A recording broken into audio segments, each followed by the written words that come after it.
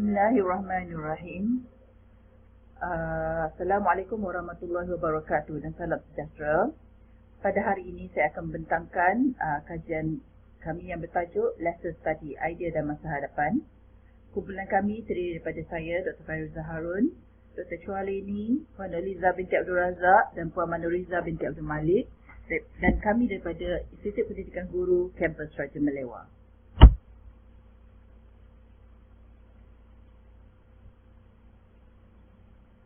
Okey, sedikit pengenalan bagi lesson study. Definisi lesson study ialah ia merupakan program pembangunan guru yang berterusan bagi menggalakkan guru bekerja secara kolaboratif dan melibatkan sokongan rakan sekerja serta amalan reflektif dalam konteks pendidikan. LS merupakan satu program pembangunan profesional berasaskan sekolah yang telah dibuktikan sangat berjaya di Jepun dan semakin popular di kebanyakan negara.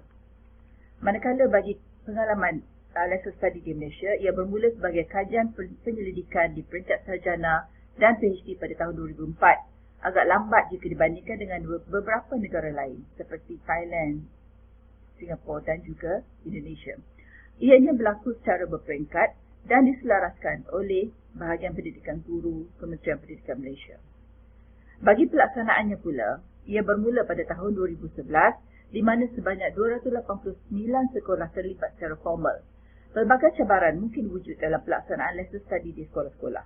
Dan terdapat berbagai usaha menerapkan budaya lesson study di Malaysia dan guru-guru perlu mengubah paradigma selaras dengan konsep pembelajaran sepanjang hayat. Bagi proses pelaksanaan lesson study di Malaysia pula, ia melibatkan di antaranya adalah yang pertama, perjumpaan dan perbincangan sekumpulan guru untuk memupuk pencemaran ilmu, perkembangan idea serta kreativiti individu dalam proses pembinaan rancangan pengajaran harian secara kolaboratif.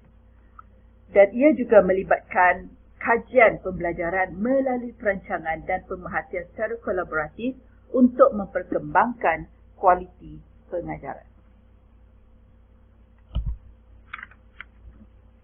Baik, kita masuk kepada konsep lesson study. Okey. Lesson study berasal daripada bahasa Jepun yang bermaksud Jugyo Kenkyu yang merupakan gabungan dua perkataan iaitu Jugyo bermaksud pelajaran dan Kenkyu yang berarti pengkajian. Lesson study adalah penelitian terhadap pelajaran di mana ia merupakan penelitian atau pengkajian terhadap pelajaran, dan istilah yang mungkin boleh diperkenalkan bagi membawa maksud yang sama ialah penelitian pengajaran. Okay. Dan kajian lesson study, secara ringkasnya, lesson study berkaitan kajian yang melibatkan pemerhatian dalam proses pembelajaran pelajar dan pengajaran guru. Lesson study di Malaysia adalah mengikut model urutan di mana dalam pelaksanaannya, model urutan iaitu menentukan matlamat, merancang pengajaran, melaksanakan pengajaran, membuat refleksi dan memperbaiki perancangan pengajaran. Okay. Lesson study membentuk suatu komuniti belajar di mana ia merupakan satu program pembangunan profesional guru yang membentuk sebuah komuniti belajar secara konsisten dan sistematik dalam kalangan guru dalam usaha meningkatkan potensi diri individu guru dan anggota kumpulan. Lesson study juga menggalakkan perkongsian dapatan di mana amalan-amalan guru secara kolaboratif untuk merancang dan menyediakan satu rancangan mengajar, membuat pemerhatian terhadap pengajaran guru, membuat refleksi terhadap pengajaran dan pembelajaran, dan seterusnya mengubah sesuai untuk menambah baik rancangan mengajar. Dan ia dikongsikan antara guru dan dalam program lesson study ini.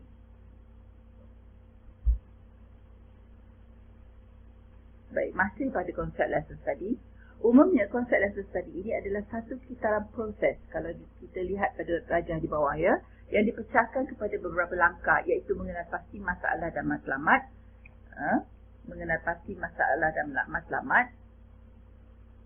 merancang pengajaran, melaksanakan pengajaran dan memuat refleksi.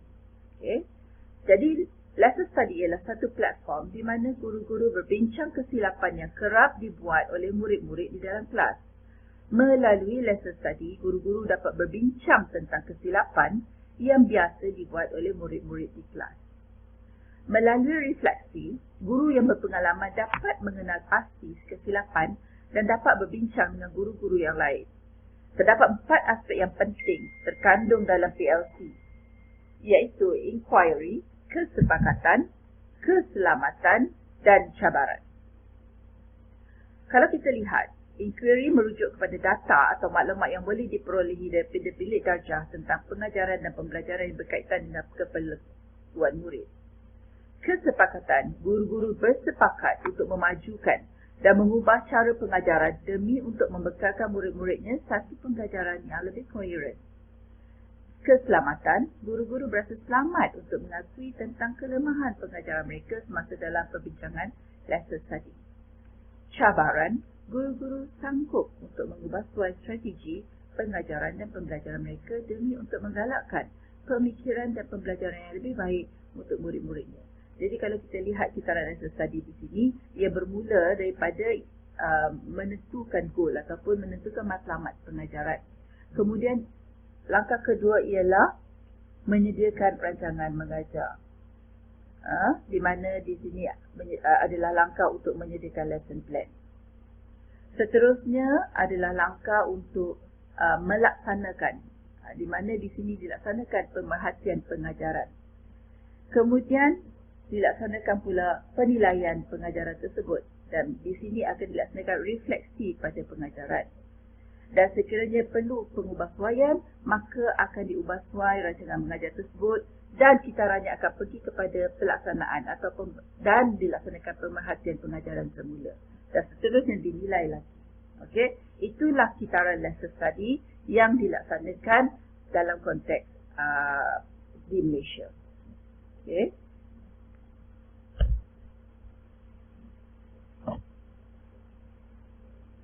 Baik, apakah isu dan cabaran pengaplikasian lesson study dalam pendidikan di Malaysia? Iaitu yang pertama, isu dan cabaran yang pertama ialah persepsi guru. Di mana guru masih kurang kesedaran terhadap pelaksanaan pembelajaran profesional berterusan. Mereka kurang kesedaran dan kesungguhan dalam kalangan guru untuk melaksanakan lesson study ini. Kerana bagi mereka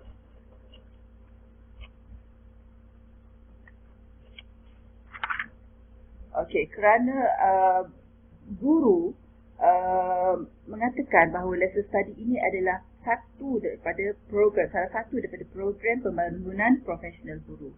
Oleh itu, ini menyebabkan mereka kurang kesedaran untuk melaksanakan lesson study secara bersungguh-sungguh.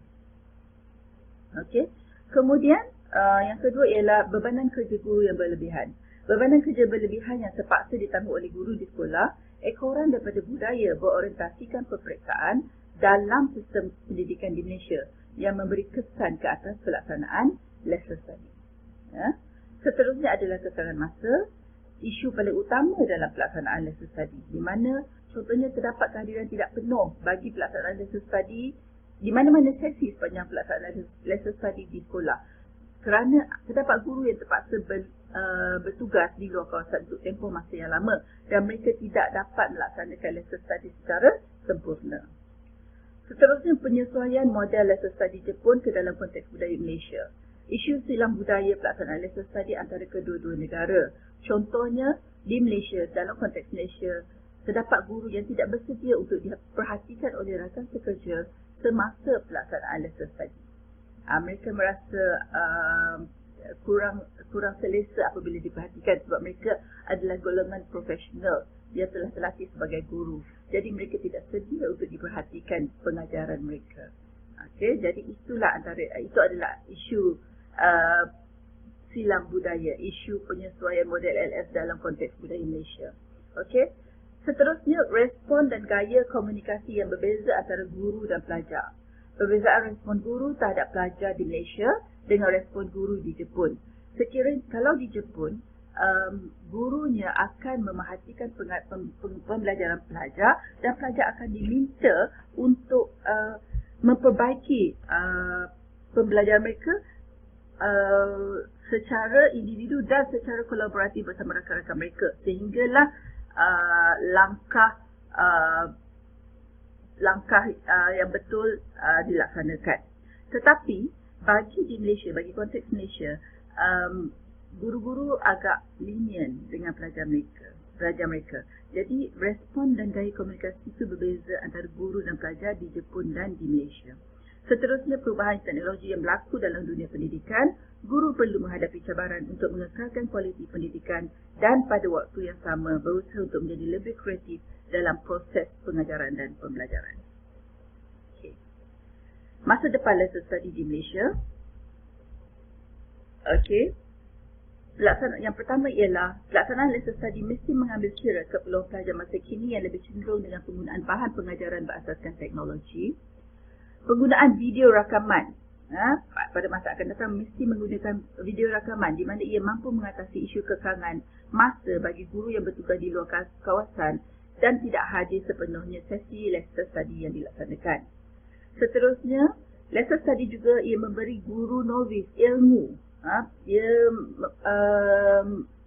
memberi sumbangan kepada pembangunan profesional guru novis. Ia memberi guru novis ilmu dan kemahiran primer iaitu first hand skill berkaitan pengajaran dan pembelajaran melalui pemerhatian terhadap aktiviti lesson study.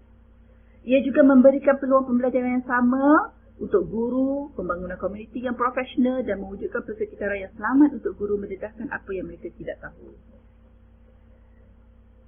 Bagi lesson study juga, ia melibatkan elemen perbezaan budaya yang memainkan peranan penting dalam menjadikan sesuatu LS, dan dalam lesson study juga, perkongsian dapatan kajian semasa pelaksanaan lesson study membantu untuk refleksi yang kritikal terhadap pengajaran dan membuat modifikasi yang bersesuaian untuk penambahbaikan.